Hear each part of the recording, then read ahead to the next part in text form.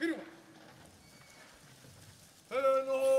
no itoku mau. Ota manui o te akata whakaruarua te taringa ki te hauea ki kauana mai kūtara ki te mauri o kauwhata katatangi mai te pere o mātangi ki a putano mai ki a kōrero tia o haere rangi te mauri haria mai te tawhiti hei whakahoho i taku mai hei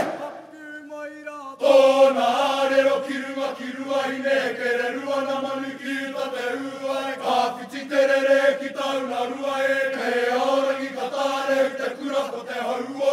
ko te hauo ko te hau wini ko te hau wana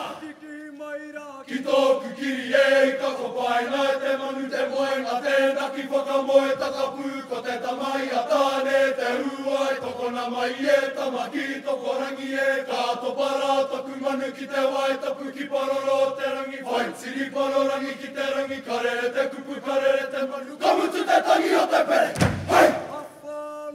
te ware ki paura te urunga tēnā ki te whao ki kurangi te maunga tērā e kore e neke ka tāngi a taku pane ki te wai tapu ko tōku manawa ka toko na ki runga ki aromora koe te reo e karanga atsuana ko tōna taumata he pare he mere he pai rere ana te mura ko ngā matsi he tō rua e he mika ki a kai tō rua e ngā te pātaka whati hei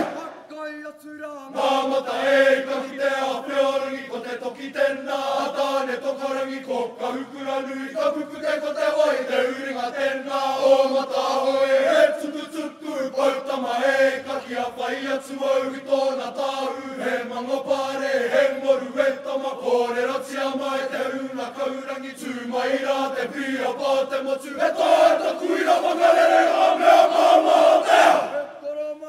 e hui e mani e pāra, e pāra uri kore rotia mai e ka ki arongo atu au i te rere o te whame o na kōrero kōna paipau, whakapaipai te kupu kamaringi hoi te paipau na muo waura e te matua te tama te manu tāwhiorangi ki te mahau o ta manui o te ao katoa karere te kupu karere te manu hei poi